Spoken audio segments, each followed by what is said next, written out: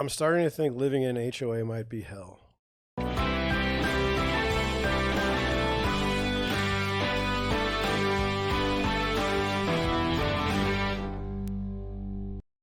Good afternoon. So, you guys know that I try to keep an open mind about pretty much everything. But HOAs test my ability as a real estate agent.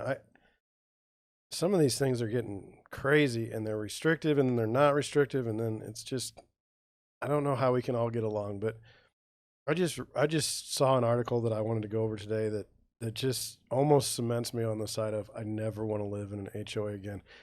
And the idea that I think we all have this idea that there's the HOAs are they enforce what I would say would be like poor people not doing things like, so you can't put a broke down truck out front of your yard, or you can't paint your fence a color that doesn't comply. Well, we're going to look at houses. We're going to look at an HOA with houses that are over $1 million today, and how absolutely just disastrous that can go as well. So, not for the poor, not for the middle class. HOAs are terrible for it sounds like everybody. That being said, let's get to the article. I know this has been going on for a while. This is I don't know the resolution. I don't really want to go into it. I just want to stay on this article because it's just amazing. So it starts off. This is the Palm Beach Post. It says, "Judge changes mind, sets trial date for Seven Bridges religious bias claim." Okay, so the on-again, off-again religious discrimination lawsuits against the Seven Bridges Homeowners Association west of Boca Raton is back on. So I'm just reading from the article. I don't have any knowledge about this, anything more than what I read. It says, so the first thing that catches my eye, though, is you've got a religious discrimination lawsuit against an HOA. That's new to me. The U.S. District Court reversed himself after attorneys for a Christian woman, the alleged victim of the discrimination, argued that case law requires that the lawsuit be presented to a jury. He initially ruled he was inclined to dismiss the lawsuit, but changed his mind after the woman's attorneys submitted additional arguments. So my understanding is that it passed a motion to dismiss. But again, I'm not a lawyer. I watch, YouTube and Recato Media and Recato Law and those type people.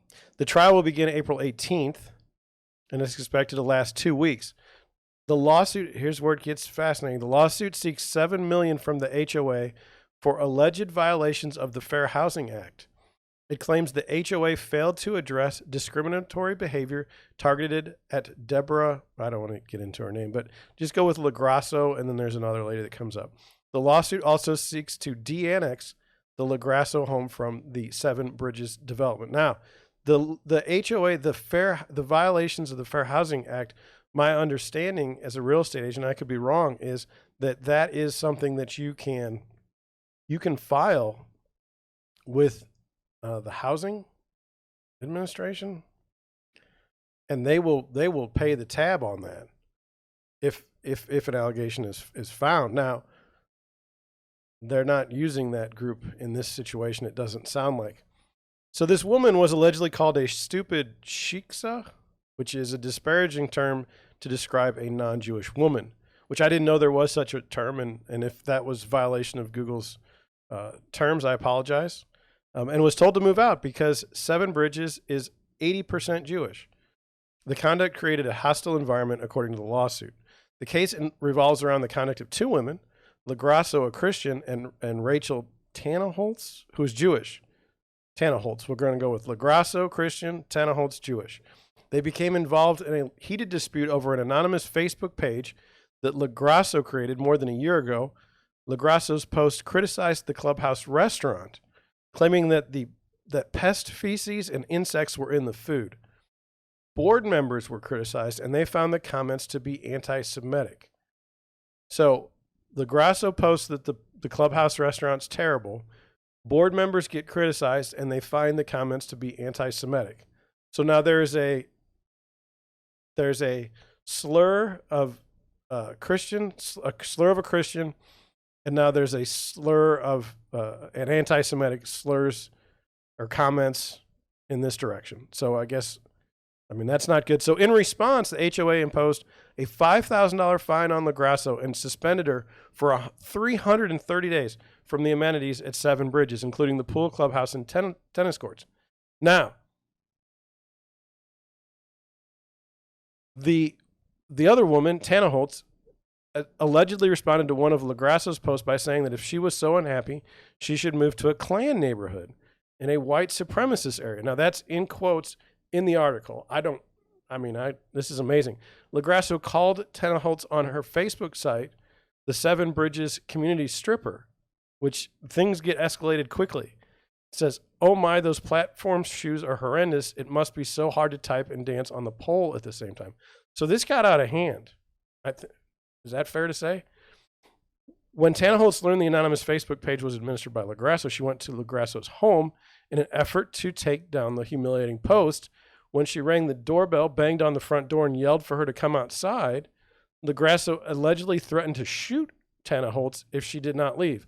Palm Beach County Sheriff's deputies threatened to file a trespassing complaint against Tana Holtz if she came back to the property. So I don't know how that went. Like, was that a police report filed? Were the police called at the time? I don't know. LaGrasso's lawyer said that he was pleased that the judge reconsidered a position and focused on the claim that there was a well-established legal precedent for the case to be heard by the jury.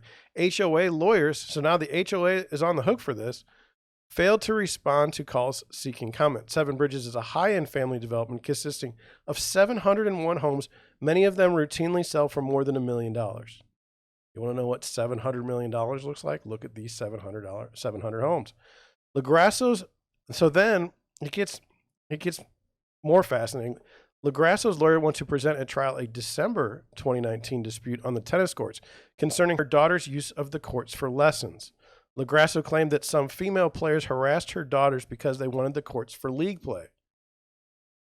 We're fighting over the tennis courts. A confrontation developed, and the HOA accused LaGrasso of assaulting some of the women.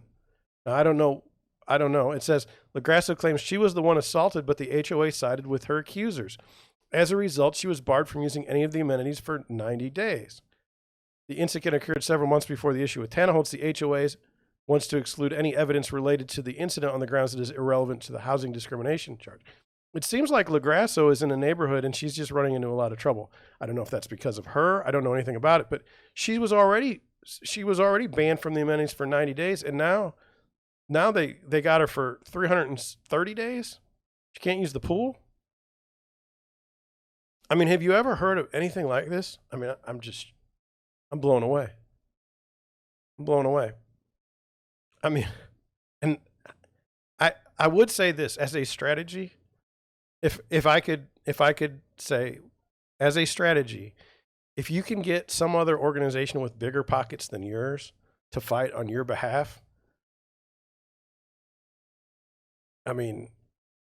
or to sue, if you can sue for bigger pockets, it seems like the best strategy. So where you've got the HOA involved, and then you've got fair housing discrimination involved, you've escalated it significantly, which is impressive. So I have some thoughts. I just wanted to go over them with you. The HOA is being sued for $7 million. Everyone in the HOA would have to pay that equally, I think, but maybe they have insurance. So I don't know about HOA insurance. I know I'm a real estate agent and I should probably know these things, but I've never seen anything I've not been invited to work to sell a home that's in an HOA quite as dramatic as this. And then number two, De-Annex from an HOA. Have you ever heard of anything like that happening? So here this woman is she's banned from the pool and other amenities for 330 days, given a $5,000 fine. And she says, well, you know what? I don't want to be part of the HOA anymore. I want my house specifically out of the HOA, which means she would not have to pay board membership, or, she wouldn't have to pay dues on her home, but she would probably have to pay. Would she be able to use the pool and everything and the restaurant? Now, my next thing is she's complained against the restaurant and gotten banned from the pool and fined for $5,000. So based on that, she may not want to eat at the restaurant. It's really interesting. So I don't know the law, but when you say an anti-Semitic slur, or if you say a anti-Christian slur, does that make the whole community? Is that a whole violation? Is that a violation? Or this is a very fascinating thing. And then I just, on $1 million, like, look, $1 million home, and you're in this community of 700 people, and this is what you're dealing with. This is the type of life you live. You're fighting at the tennis courts. You're fighting about the restaurant.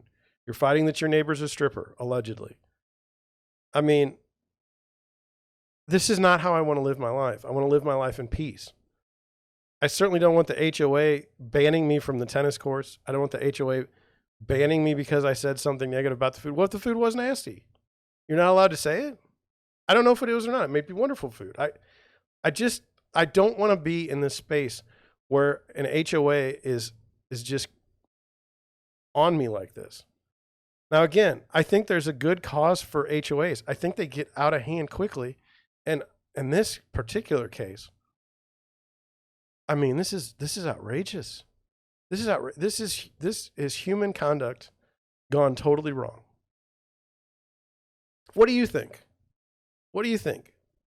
I mean, I know a lot of you would never want to live in an HOA because of this type of situation. Our HOA is wonderful where I live. They literally pay for my trash, or I pay them for my trash, and they leave me alone. I pay $15 extra a year for them to take care of the front of the neighborhood.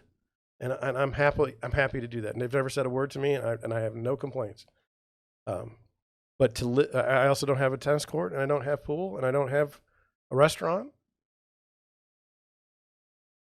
I get along with some of my neighbors. I would never get on Facebook and have an anonymous page against the HOA. I think that's pretty crazy. But anyway, tell me what you think. Am I wrong? Who's wrong in this? What's going on? Have you ever heard of a story like this? Is this the modern world just biting at you? Anyway, thank you for watching. Thank you for listening, and I'll catch you on the next one.